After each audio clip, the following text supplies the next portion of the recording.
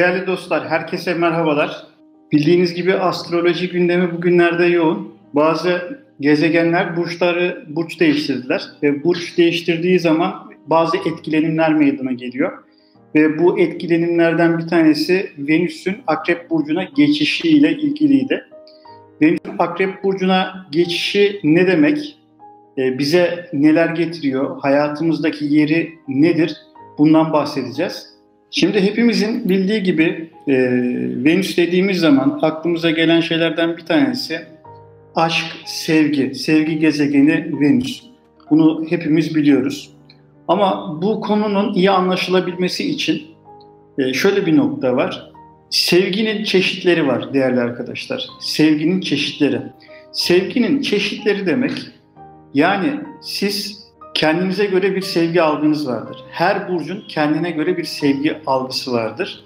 Ve bu sevgi algısı sizin haritanızdaki, astroloji haritanızdaki yapınıza göre ve kombinasyonlarınıza göre değişiklik gösterir. Bundan dolayı da herkesin sevgi verme ve alma algıları birazcık farklı olabiliyor. Bugünkü konumuz Venüs Akrep Burcu'nda seyrine başladı. Az önce de söylemiştim. Şu an Akrep Burcu'nda seyreden ikinci gezegen Merkür ve ondan sonra da Venüs bu seyre başladı. Ve tüm bunlar ne demek oluyor? Hayatımızın hangi alanlarını etkileyecek? Bundan size bahsetmek istiyorum. Her burcun sevgiden anladığı şey birbirinden farklıdır. Örneğin kedi yavrusuna süt verdiğiniz zaman içinizde bir iyilik hissiyatı çalıştırırsınız. Ve o kedicik süt içerken İçinizde sevgi tomurcukları açar o kediyi izlerken.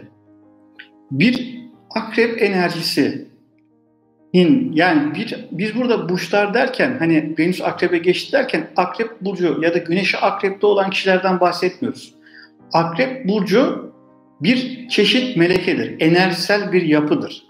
Bu enerjisel yapının yayınları vardır ve bu yayınlardan insanlar etkilenir. Bu enerjisel yapılardan bahsediyoruz şu anda. Yani Akrep Burcu olan kişilerden değil doğrudan. Ama tabii ki Akrep Burcu'nda olan kişiler ve Terazi Burcu'nda olan kişiler, yani Güneşi ya da yükselene olan kişiler, özellikle de yükselene olan kişiler bundan daha fazla etkilenirler.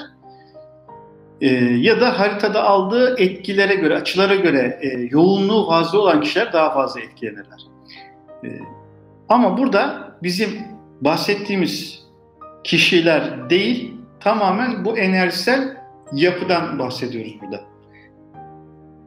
Bir akrep enerjisinin sevgiden anladığı şey genellikle karşısındaki kişinin duyguları, gizli dünyası, iç dünyası, onun bilinmeyenlerini bilmek ve özellikle de cinsellikle ilgili konuları Akrep Burcu enerjisi merak eder. Özellikle gizli ilişkiler, gizlilik gerektiren bazı konular.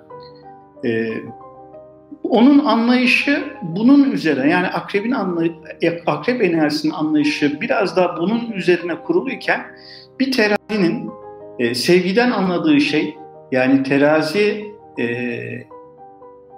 melekesinin sevgiden anladığı şey daha çok zerafet ve paylaşmak üzerinedir. Bu enerji türlerini iyi ya da kötü olarak değerlendirmeyelim. Çünkü her burcun kendine göre bir yapısı var ve herkesin de ihtiyaç duyduğu enerji türleri farklı, biliyorsunuz. Evet, terazinin sevgiden anladığı şey zerafet ve paylaşmak üzerine daha çok. Bu zerafet ve paylaşmak, dış görünüşte güzelleşmek Venüsyen bir enerji türüdür değerli arkadaşlar. Biz bu enerji türüne Venüsyen enerji türü diyoruz. Aynı şey Boğa'da da vardır. Onda da mesela sanatsal özellikler biraz daha ağır basabilir.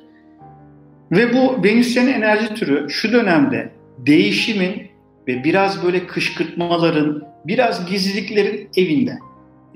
Yani Venüsyen enerjiler böyle kışkırtma ya da alttan girip üstten çıkma, dürteleme, laf sokma, kıskanma tarzındaki iletişim şeklinden aslında hoşlanmaz. Ve Venüsyen enerji sevgisini açıkça yaşamak ister. Çünkü Venüsyen enerjide, yani Venüsyen sevgide cinsellik gibi gizli kalmasını gerektirecek bir sevgi türü yoktur. Ve şu anda bu Venüsyen enerji Akrep burcundan geçtiği için ve Venüsyen özellikleri ağır basan insanlar için değişim ve sevginin daha saf bir hali olan bu paylaşımla ilgili konular işte bu Akrep burcundan geçmesi nedeniyle biraz sekteye uğruyor. Çünkü buradaki Venüsyen enerji diyor ki ben sevgimi dışa dönük yaşarım, gizli saklım yoktur, seviyorsam sevdim derim, duygularımı saklamam, duygularımı bastırmam, bu şekilde çalışır. Ama bu sevgi türü Akrep burcundan geçerken nasıl çalışıyor? Biraz daha böyle tam kendisini ifade edemeden çalışıyor. Dolayısıyla da ne diyorlar? Venüs Akrep burcunda düşük çalışır deniliyor. Evet, yani Venüs Akrep burcunda düşük çalışır denilmesinin altında yatan temel sebep Akrebin ve Venüs'ün sevgi anlayışındaki farklılıktan ileri geliyor. Bu farklılık nedeniyle Venüs Akrep burcunda seyrederken düşük çalışıyor.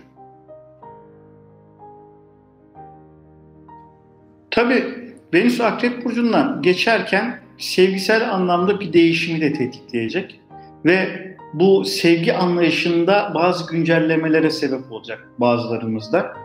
Yani karşılıksız sevgi konusunda bazı anlayışlarımız güncellenebilir böyle zamanlarda. Değişim öyle sanıldığı kadar kolay olmayabiliyor, canınızı yakabiliyor.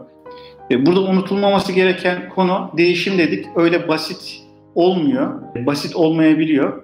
Bundan dolayı da acı çekilebiliyor bu değişim süreçlerinde. Çünkü herkesin sevgiden anladığı şey birazcık farklı konular olunca bundan dolayı da işler değişmek zorunda kalıyor. Neyse, yani işin özeti şu ki sevgi anlayışınızda güncellemeler olacak. Burada üzerine basa basa söylediğim bir konu var, o da şu. Dedim ki 12 çeşit insan ve 12 çeşit sevgi anlayışı yoktur.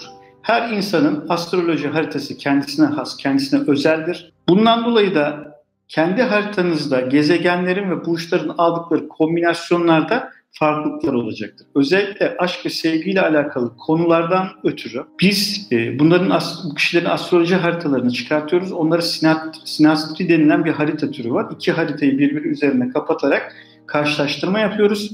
Ve o kişilerin hangi durumlarda birbiriyle anlaşabileceği ve hangi durumlarda birbirleriyle anlaşamayacağı konusunda net bir görüşe sahip olabiliyoruz. Ve bu bilgiler onların hayatlarına ciddi anlamda ışık tutuyor. Çünkü kim neyi neden yapıyor, hangi davranışı neden sergiliyor, bu doğum haritasında bunları görebiliyoruz. Evet, bu bölümümüzde sevginin çeşitlerinden bahsettik. Ve sevgi çeşitleriyle alakalı algılar biraz farklı. Venüsyen enerjinin Akrep burcundan geçişi nedeniyle o Venüsyen enerjinin o biraz daha saf sevgi olan enerji türünün Akrep'ten geçerken düşük çalışmasından bahsettik. Ve bu dönemde özellikle Boğa burçlarına ve terazilere ya da en azından bu alanlarda sıkıntı yaşayan kişiler Latif, Cenab-ı Hakk'ın Ya Latif esmasını okuyabilirler, Ya Vedüd esmasını okuyabilirler. Çünkü bazı bakış açıları bu burçlara biraz daha böyle zor gelebilecek bir dönem.